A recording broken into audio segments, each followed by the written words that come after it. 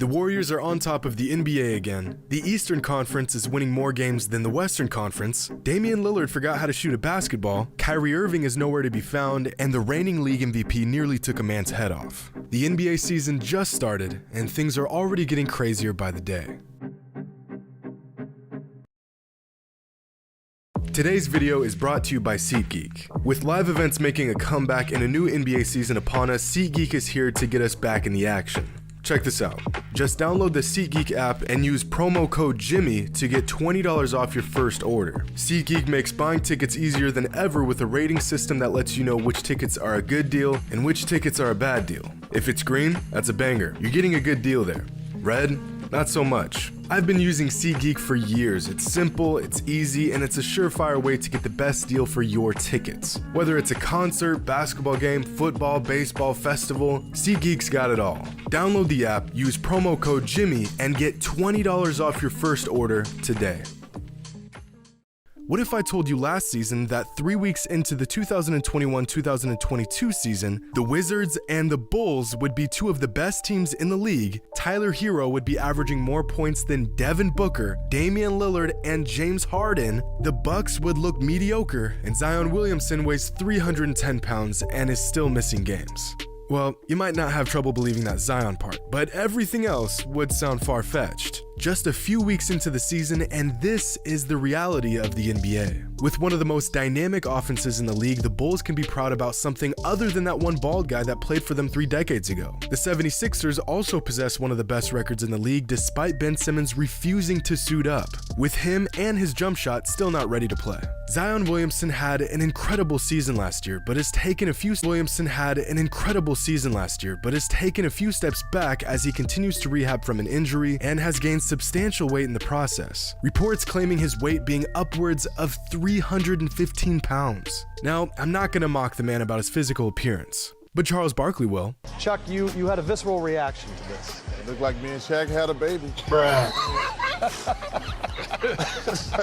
What did it look like, Chuck? Like me and you had a baby. Bruh. God dang, this dude. He eat good in New Orleans. At just 21 years old, Zion has already had multiple major injuries, surgeries, and he is struggling to get into playing shape. All red flags for an ultra-talented young player. Hopefully he can crack down on these issues and at least give himself a shot at reaching his full potential. Kyrie Irving is still inactive and showing no signs of getting back on the court anytime soon. I mean, this has got to be frustrating for KD. Man's left arguably the best team ever assembled, front row seats on Easy Street, rings all but guaranteed, to come to Brooklyn to play with a watered down James Harden and a point guard who has no intention of playing basketball in the near future. And in a weird and oddly satisfying turn of events, the Warriors are somehow on top of the NBA again. Steph Curry continues to play at an MVP level and bring the best out of his teammates, and has seemingly duplicated himself in the form of Jordan Poole. The Warriors are doing all of this without Klay Thompson, who is expected to make his long-awaited return sometime around Christmas. According to Basketball Reference's MVP tracker, these are the current top 10 leaders for the MVP award, with Stephen Curry in first at the moment. Now, of all the numbers and positions that will change as the season continues, this list is the most likely to be completely different when it's all said and done. But if Stephen Curry can snag his 3rd regular season MVP award with the league as stacked with talent as it currently is, this season would be another historic season for him. With 3 regular season MVPs, this would make Curry just the 9th player in league history to win at least 3. Meanwhile, the most likely winner is currently nowhere to be seen on the MVP tracker. Because like many other stars and superstars, Luka Doncic has been struggling on offense so far this season. And when I say other stars and superstars, I'm not just talking about a couple players who have gotten off to a slow start this season. Multiple superstars have been playing worse than they have in years. After averaging 31 points per game over the last 2 seasons, Bradley Beal is averaging just 24 points per game on 39% shooting from the field and just 25% from deep.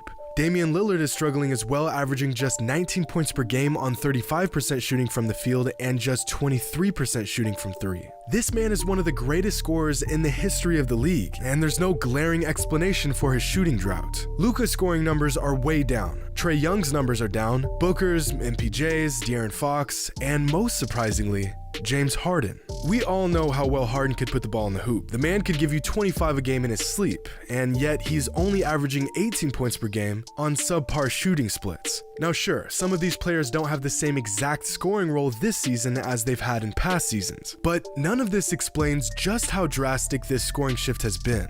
So what's going on? Well, to answer that question, we have to zoom out a bit and look at numbers from more players. Last season, after 72 games, when it was all said and done, 12 players averaged over 26 points per game, the highest total of such scoring averages in NBA history.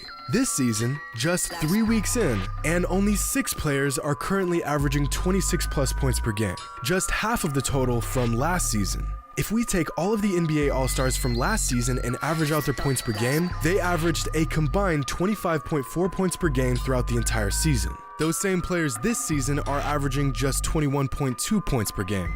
As a whole, the league's most elite scorers are having trouble scoring. But here's the interesting part. The entire league is not seeing the same dip in offensive production. The total offensive output from NBA teams this season is just slightly lower than the averages from previous seasons. Same with the league average in true shooting percentage from this season and the league average true shooting percentage from previous seasons. Even crazier, the pace of play this season is higher than it's been in previous seasons. In fact, the number of players who are averaging 18 points per game or more this season is also higher than it was last season. So if the league as a whole is not in some sort of scoring drought, why are so many of the league's top players in one?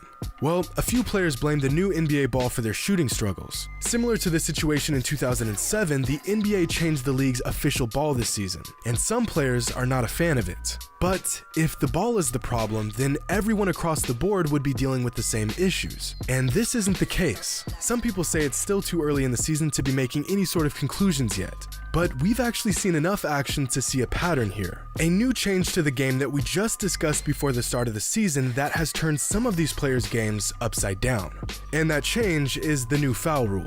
After the league decided to crack down on what they consider to be shooting fouls, some of the league's most premier scorers are not seeing the same foul calls they were seeing in past seasons. As a whole, the free throw rate of the best scorers in the league are down. Players that built this fail-safe offensive option into their bag just got this move ripped away from them, and they now have to resort to, actually scoring the ball like everyone else. Now, it's not like these players are shooting far less free throws, but knowing that they won't get bailed out on bad shots has forced them to change a massive component of their game, completely throwing some of these guys out of rhythm. You'll notice that players who never added this tactic to their game haven't really seen this same dip in scoring from last season to this season. Guys like Giannis, DeRozan, Morant, LaVine, Jimmy Butler have all gone virtually unaffected by this change because they never needed this gimmick to get a bucket in the first place. This rule change has also affected superstars disproportionately in relation to average players. Superstars get superstar calls that other players would never get on offense. So while seemingly average players had to really hone in on their skills to get a bucket, knowing that refs wouldn't give them the benefit of the doubt, some superstars have drifted away from the arsenal that made them great and have relied a bit too much on what they know the refs will give them.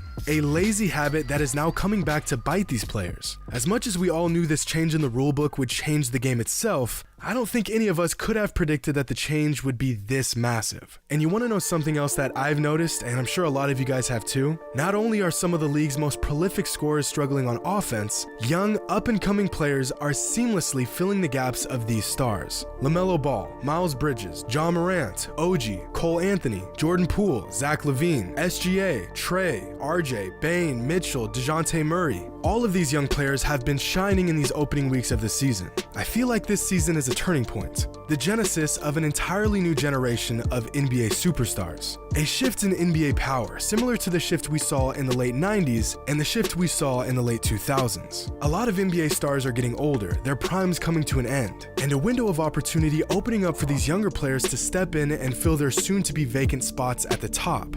And I'll tell you what, these young guys are built different. They are not afraid to go toe-to-toe with players that they once looked up to. They aren't starstruck or caught up in the moment. They will go at your neck every single night without hesitation, which is a large reason why I think we are seeing so much new parity in the NBA this season. There's no clear favorite or powerhouse team, and that makes every game and every matchup that much more exciting. So let me know who your favorite young player is. Who do you expect to make the leap this season? And who are your must-watch teams? Comment down below, make sure to subscribe, and as always, until next time.